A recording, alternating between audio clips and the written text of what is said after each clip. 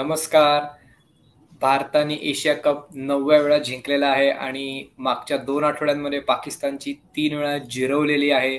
आणि याच विषयावर अख्ख्या एशिया कपवरती गप्पा मारायला आपल्यासोबत आलेले आहेत आदित्य जोशी आणि अमोल कराडकर, द हिंदूचे क्रीडा पत्रकार. स्वागत आहे तुमच्या दोघांचं. First things first, Amol, 9th title आहे. इंडियाने पुन्हा त्यांचं डॉमिनन्स दाखवलेलं आहे. एशियातली ती बेस्ट टीम का आहे. फायनलमध्ये पण त्यांनी टू सम एक्सटेंट बॉलिंगमध्ये स्पेशली दाखवलं. पण अभिषेक शर्मा शिवाय ही फायनल ते जिंकले, जे की खूप महत्वाचं वाटलं. त्याच्याबद्दल काय सांगशील? अभिषेक शर्मा चालला नाही तेव्हा तिलक वर्मा चालला. सो या सगळ्या गोष्टीबद्दल थोडं काय सांगशील?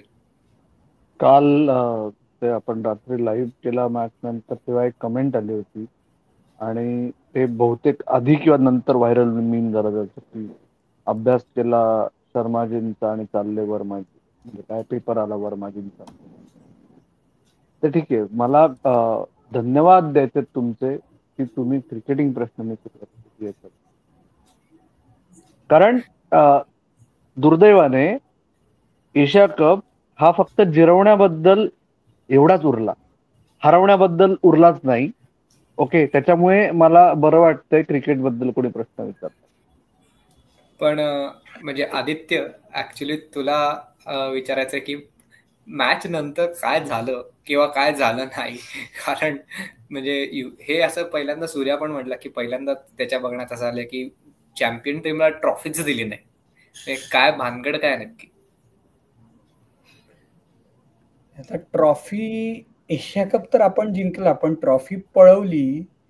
म्हणजे नक्की काय झालं तिकडे आपल्याला हे तर काही दिसलं नाही. नंतरचे जे फोटोज आलेले आहेत त्यावरून आपण हे करू शकतो. पण प्रेझेंटेशनच्या वेळी एकतर त्या मॅच संपली आणि प्रेझेंटेशन याच्यामध्ये 1-1.5 तासाचं अंतर होतं. म्हणजे नॉर्मली सुद्धा ते हल्ली असतंच खूप जास्ती.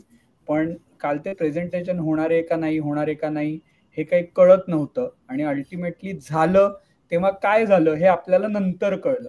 तर मला खात्री आहे की अमोलचे सोर्सेस तिकडे होते. सोर्सेस असं नाही, अमोलच्या ओळखीचे लोक तिकडे होते आणि त्यांनी अमोलला इत्थंभूत बातमी दिली असेल. तर अमोल, ट्रॉफी ICCच्या किंवा ACCच्या हेडक्वार्टर्सला गेली आहे का ती पाकिस्तानलाच घेऊन गेलेत, इस्लामाबादला? दाऊद बरोबर त्यांनाही आणताय. मग शोधत राहा.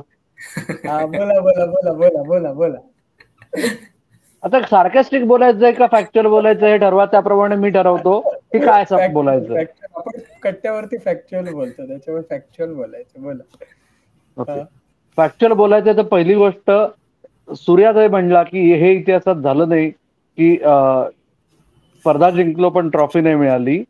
तर असं इतिहासात आधी कधी झालंय क्रिकेटच्या की एखादा संघ ठरवणार की कोणाच्या हातून बक्षीस घ्यायचं आणि कोणाच्या हातून नाही. राईट, आयोजकांचा अधिकार असतो ना कोणाला बोलवायचं प्रमुख पाहुणे म्हणून आणि कोणाच्या हातून कुठलं बक्षीस द्यायचं. राईट, ही पण फॅक्ट आहे. हे आपण, मी असं म्हणत नाहीये याच्यात बरोबर कोण चूक कोण, सर्वांनी मूर्खपणाचा कळस केलेला आहे असं माझं वैयक्तिक मत. Okay, coming back to fact. See, Pakistan cricket बोर्डाचे जे अध्यक्ष आहेत, जे पाकिस्तानचे मंत्री आहेत, जे एशियन क्रिकेट काउन्सिलचे अध्यक्ष आहेत, त्यांनी आदल्या दिवशी घोषणा केली होती सोशल मीडियावर, भारतात ब्लॉक्ड असतात, तुम्हाला स्क्रीनशॉट जर आले असतील तर, की मी ACCचा अध्यक्ष म्हणून I am looking forward to handing over the trophy to the champion team. Okay, मग त्यांनी आधीच स्पेल आउट केलं होतं. भारताने सांगितलं मॅच जिंकल्यानंतर की आम्ही तुमच्या हातून घेणार नाही. ओके, मग ते म्हणले ACCचा डिसिजन आहे, मी अध्यक्ष म्हणून ट्रॉफी देणार. त्याच्यात ब्रॉडकास्टरला भीती की स्पॉन्सर सगळे एलिमेंट जे आहेत त्यांचं ब्रँडिंग होणार की नाही. मग फायनली असं झालं की ओके, मग विनर्स ट्रॉफी नाही द्यायची कारण ते दिल्याशिवाय राहणार नाहीत, यांना घ्यायचं नाहीये. ओके, त्याच्यामुळे प्रेझेंटेशन सेरेमनी तेवढ्यात संपवायचं. मधल्या वेळात मॅच रेफरी रिची रिचर्डसन यांचं फ्लाईट होतं आणि अँटी बॅकआउट नव्हते काल. मॅच रेफरी रिची रिचर्डसन यांचं फ्लाईट होतं आणि त्यांना पळावं लागलं एअरपोर्टला. म्हणजे हिअरिंग झालं का डिसिप्लिनरी ऍक्शन झाली का? आता त्याच्यात पुढची फॅक्ट अशी आहे की जी मागच्या रविवारची सुपर 4ची मॅच आहे तेव्हाच्या डिसिप्लिनरी हिअरिंगचा निर्णय अजून झालेला नाहीये. पण आता कोणाला काय पडलंय ना, जिंकले रे जिंकले. किंवा इकडच्या बाजूने तिकडच्यांची कशी जिरवली, तिकडच्या बाजूने इकडच्यांची कशी जिरवली, फॅक्टची कोणाला काही घेणं देणं नाही. राईट. त्याच्यामुळे फायनली 1.5 तासाने असं झालं की तो जो एकंदरीतच एशिया कप हा हे खंडोबा याहून सौम्य शब्द मला विचार करता येत नाहीये. म्हणजे ओके, फक्त फुलीवाले शब्द डोक्यात येतात. ते जे काय चाललंय ना त्याच्यावर अखेर पडदा तेवढ्याच मूर्खपणाचा कळस चढवून झाला. ओके. आता आणि हे सगळं म्हणजे मी तुम्हाला सांगतो, जे सूर्या म्हणला त्यात काहीच गरज नाही. जे सलमान आगा म्हणला की स्पर्धा सुरू व्हायच्या आधी त्यांनी 2दा हँडशेक केला मला, त्याच्यानंतर तो फक्त कॅमेऱ्यांसाठी खेळायला लागला. हे इतरांचं परसेप्शन असू शकतं. हे बरोबर आहे चूक आहे मी म्हणत नाहीये. हा परसेप्शनचा जो खेळ आहे, सगळेजण कॅमेऱ्यासाठीच जर करतायत तर मग रियालिटी शो करा. क्रिकेटची स्पर्धा कशाला करताय? क्रिकेटचं नाव कशाला खराब करताय? असा माझा साधा मुद्दा आहे. पण अमोल, सेरेमनी 1 तास लेट म्हणजे यात सगळ्या कारणांमुळे झाली का काय? पाकिस्तान टीम पण ड्रेसिंग रूम मध्ये बाहेर नव्हती. पाकिस्तान टीम आली होती, पाकिस्तान टीमचं घेणं देणंच नव्हतं ना. लुझिंग टीम 99% वेळा अख्खी टीम येत नाही. ज्यांना बोलायचं असतं, ज्यांना अवॉर्ड घ्यायचं असतं कुठलं इंडिव्हिज्युअल, किंवा ज्यांना आउट ऑफ कर्टसी हवंसं वाटतं तेवढेच येतात. ओके. त्याच्यामुळे प्रेझेंटेशन सेरेमनी सुरू होतोय हा निरोप गेल्यानंतर कोच आणि कॅप्टन आले पाकिस्तानचे. डायसवर 9 लोक उभी आहेत, 8-9. भारताचे प्लेयर्स अंगडाईया लेते हुए, सेल्फी सेशन करते हुए हिरवळीवर खेळत आहेत मैदानावर. प्रेक्षकांना समजत नाहीये नक्की काय चाललंय, कोणी कोणाला कसली शिक्षा केली आहे. कारण सगळेजण स्तब्ध, सगळेजण रिलॅक्स, कॅमेरा पोझिशन घेऊन ब्रॉडकास्टर्स रेडी. म्हणजे करायचंय काय? आणि हे सगळं एका T20 इनिंगला जेवढा वेळ लागतो तेवढा वेळ चालू. हा किती बालिशपणा आहे. राईट. आणि पण याच्यामध्ये हे नव्हतं का, म्हणजे आता हा बालिशपणा आहे, हा एक मुद्दा झाला. पण भारताच्या टीम मॅनेजमेंटनी हे आधी इन्फॉर्म केलं नव्हतं का ACC ला की आम्ही यांच्या हस्ते ट्रॉफी रिसीव. तर सामना जिंकल्याशिवाय कसं सांगणार ना? नाही, हरल्यावरती सुद्धा चेक घ्यायलाच लागला असता ना. समजा हरलो असतो, पण मी तेच सांगतोय. म्हणजे माझं परत ते माझं साधं म्हणणं आहे, माझा पुन्हा मी तिथे देतोय की आज तू एखाद्या इव्हेंटला गेलास तर तू सांगतोस का की मला डायसवर हा माणूस हवाय किंवा नकोय? तू पार्टिसिपंट आहेस ना, तुझं काम स्पर्धेत खेळणं. राईट. ते चूक का बरोबर हे विषयच नाहीये. आम्ही फियास्को टाळण्याच्या दृष्टीने म्हणतोय. पण कोणालाच टाळायचा नव्हता, हाच तर मुद्दा आहे. सगळ्यांना खरंच प्लेइंग टू द गॅलरी आणि प्लेइंग टू द कॅमेरा चाललंय. फक्त ते आपण करत नाही म्हणून आपल्याला थोडेसे बाकीच्यांपेक्षा व्ह्यूज कमी मिळतात. तर आपण असं लोकांना आवाहन करूया की जर का जे प्लेइंग टू द गॅलरी करत नाहीत आणि फॅक्ट्स देतात त्यांना भरभरून प्रेम द्या. लाईक, शेअर, सबस्क्राईब करा. आमचा मेंबरशिपचाही ऑप्शन आहे, तोही करा. मी लगेच असं ते प्लग इन करून टाकलं. आलो का? बोल. नाही, आपण पुन्हा थोडस या तापलेल्या वातावरणातनं थोडस बाहेरून थोडं प्लेयर्स बद्दल बोलूया. आदित्य, काल आपण बघितलं इंडियाने खूपच उत्कृष्ट बॉलिंग केली. म्हणजे काय 30-35 रन मध्ये शेवटच्या 9 विकेट घेतल्या. आलो, एकच मिनिट सॉरी, मी जस्ट तुला ब्रेक करतो. आपण त्याच्यावरती येऊया 1-1.5 मिनिटात. फक्त माझं असं म्हणणं आहे आता अमोल, याचं आता पुढे काही होणार का, पहिली गोष्ट. आणि त्या ट्रॉफीचं काय होणार? म्हणजे हा मला अत्यंत जेन्युअनली पडलेला प्रश्न आहे. म्हणजे त्यांनी ट्रॉफी दिली नाही हा एक विषय झाला, घेऊन ते पळून गेले, हा काय बालिशपणा आहे? म्हणजे त्यांनी दिली नाही ठीक आहे, पण ती ACCच्या ऑफिसमध्ये तरी राहावी दुबईला ना. म्हणजे घेऊन निघून गेले, याला काय अर्थ आहे? आणि ICCच्या जी कारवाई होती त्याचा रिझल्ट कधी येणार? त्या रॉफच्या विमानाचा असू दे किंवा इन जनरल असू दे, मला वाटतं त्याची कनेक्टिव्हिटी इश्यू आला बहुतेक अमोलला. तो इराणी ट्रॉफी द हिंदूसाठी कव्हर करायला नागपूरला गेलेला आहे. ओके. तर तिकडे थोडासा कनेक्टिव्हिटीचा प्रश्न असू शकतो.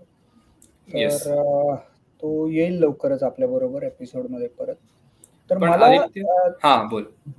मला त्याच्याकडनं तेच समजून घ्यायची उत्सुकता आहे की नक्की आता त्या ट्रॉफीचं काय होणार. हा या बोला. येस.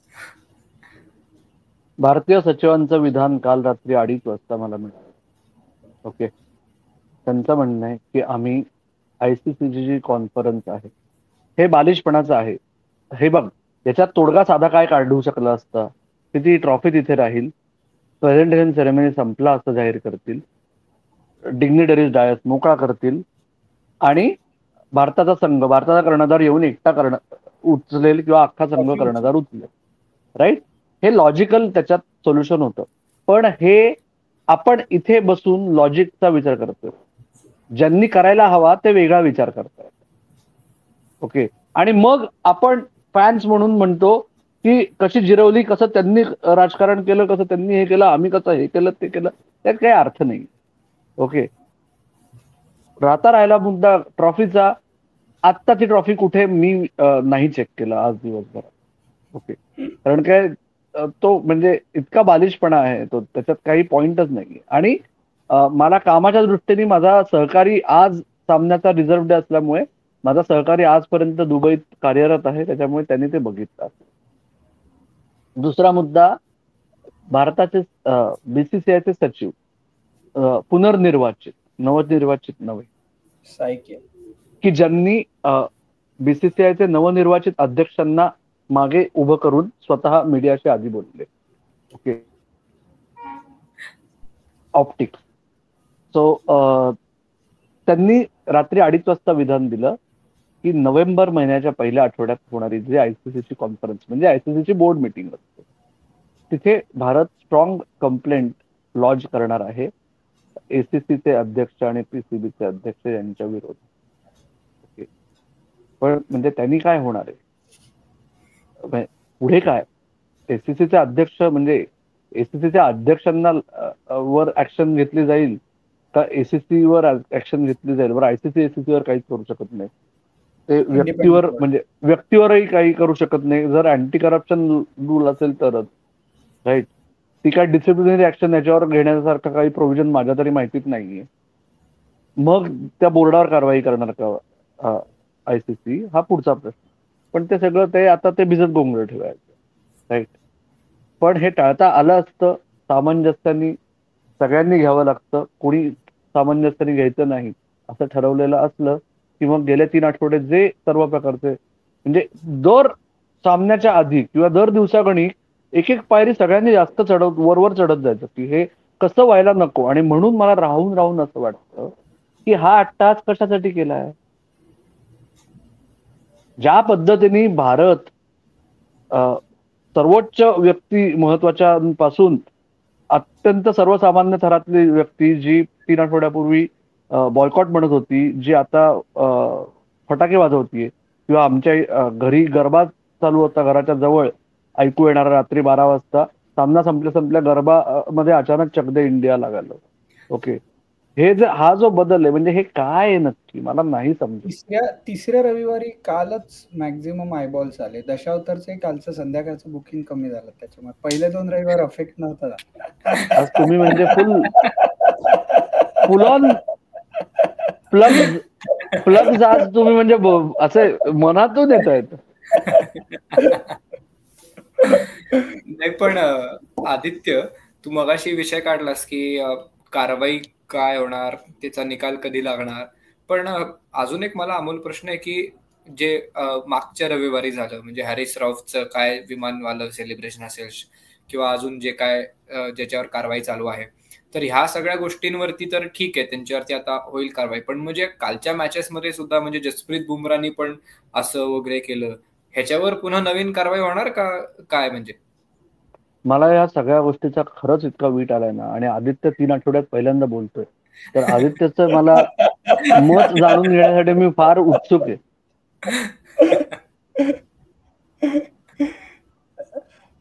नाही, आता अशी म्हणजे ऍक्शन रिॲक्शन रिॲक्शन ऍक्शन ना, नक्की ट्रिगर पॉइंट काय, हे सगळं कुठून चालू झालं आणि हे सगळं कुठे संपलं, हे सगळ्याच गोष्टी अशा आहेत ना, तर माझ्या मते काहीतरी ऑप्टिक्ससाठी किंवा परत एकदा काहीतरी आपण केलं असं दाखवण्याच्या दृष्टीने काहीतरी ऍक्शन येईल उद्या किंवा परवा, पण त्याच्यावरती परत अपील होईल आणि त्याच्यातनं निष्पन्न काही होणार नाहीये.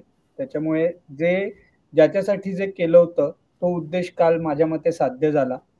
काल जोरदार व्ह्युअरशिप मिळाली तिसऱ्या मॅचमध्ये का होईना. पहिल्या 2 मॅचच्या तुलनेमध्ये काल दणदणीत परत एकदा व्ह्युअरशिप मिळाली. भारत जिंकला, गंगेत घोडं आलं.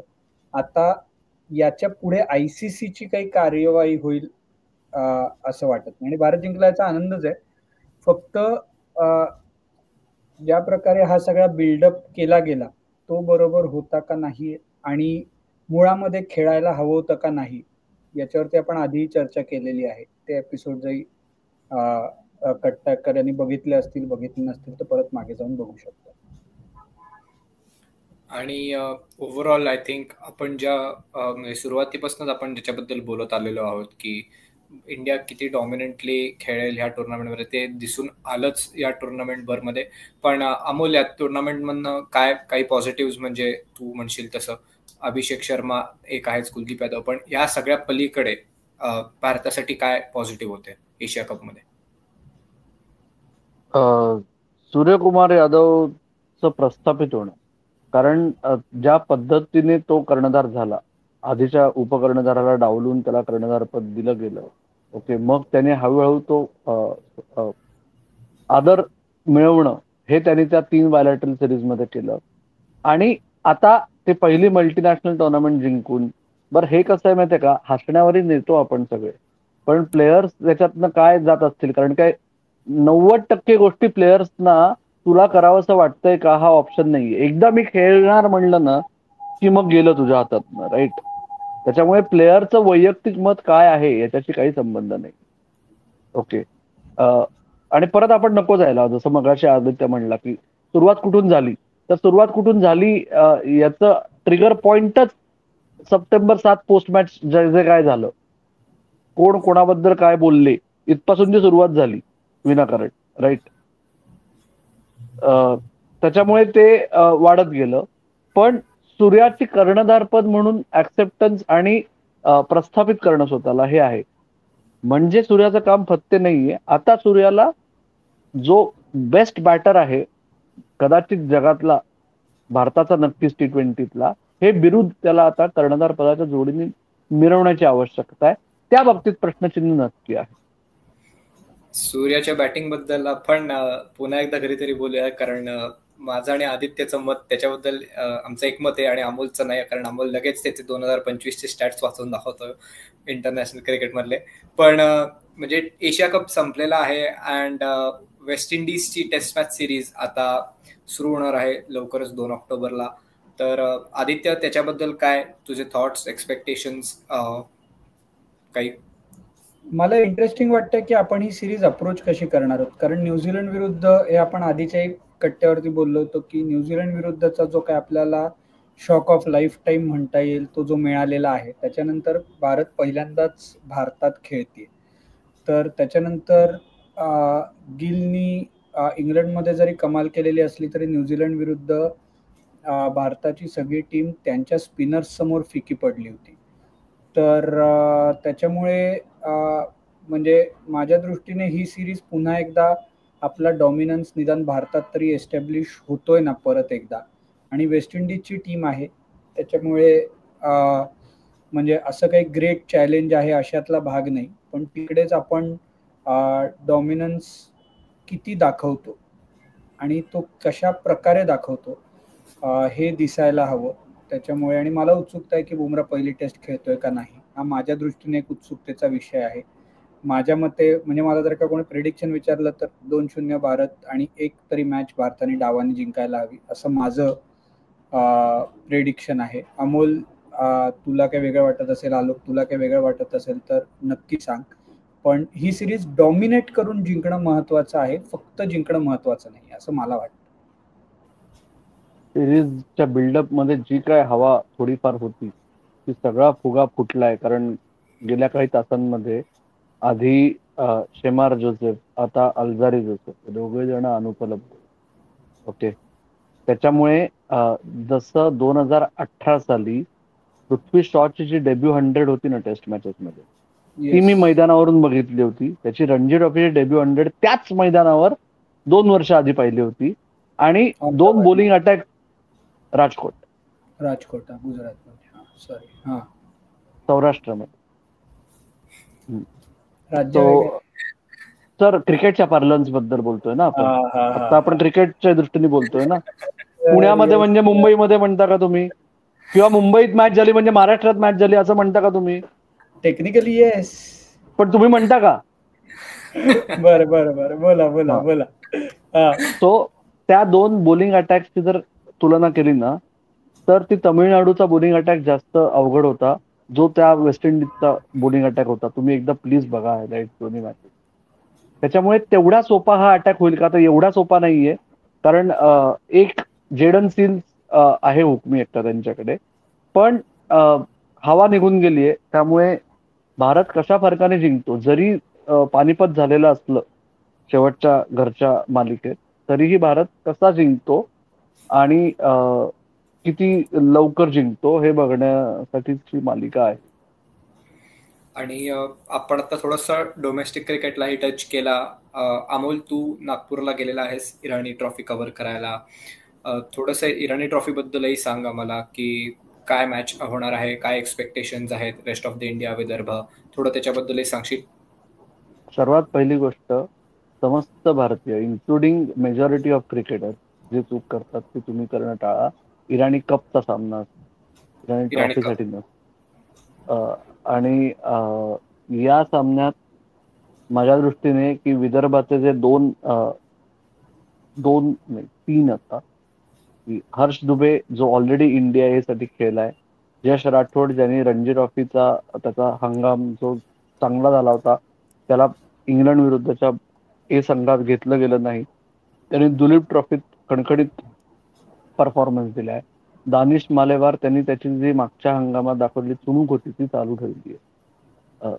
या तिघांच्या दृष्टीने, विदर्भाच्या दृष्टीने सामना महत्वाचा. आणि रेस्ट ऑफ इंडियामध्ये अभिमन्यू ईश्वरन अखेर अभिमन्यू ईश्वरन ऐकण्यापेक्षा खेळताना दिसणार आहे आपल्याला, त्याच्याबद्दल ऐकण्यापेक्षा. तर तो 2 महिन्यानंतर किंवा रादर 3 महिन्यानंतर जो सामना मिळणार आहे, त्यात नक्की काय करतोय ते बघण्याकडे मला फार इंटरेस्ट आहे. ओके, आदित्य, अमोल, आपण ह्या आजच्या गप्पा इथेच थांबूयात. आज तुम्ही दोघं वेळ काढून आलात, ह्याबद्दल खूप खूप धन्यवाद. आणि कट्टेकरी, तुम्ही पण नक्कीच सांगा तुम्हाला काय वाटतंय, इराणी कपमध्ये काय होईल आणि वेस्ट इंडिज इंडियाच्या टूरमध्ये काय होईल हेही नक्की सांगा. आणि एशिया कपमधला तुमचा मेमोरेबल मुवमेंट कुठला होता तेही सांगा. आणि स्पोर्ट्स कट्टावरती तुमचं प्रेम दाखवायला विसरू नका. सबस्क्राईब करा, हा व्हिडिओ जास्तीत जास्त लोकांपर्यंत शेअर करा, लाईक करा. आणि स्पोर्ट्स कट्टाचा मेंबरशिप ऑप्शन सुद्धा नक्की एक्सप्लोर करा. आम्ही आता भरपूर मेंबर्स सोबत मॅचेस बघितल्या लाईव्ह, त्यांच्यासोबत गप्पा मारल्या. सो तुम्ही सुद्धा तो ऑप्शन नक्की एक्सप्लोर करा. आदित्य, अमोल, पुन्हा एकदा धन्यवाद तुमचा, आज तुम्ही वेळ काढून आलात. आजचा एपिसोड आपण इथेच थांबूया. तुम्ही मात्र ऐकत राहा, बघत राहा आणि आमची वाट पाहत राहा. धन्यवाद.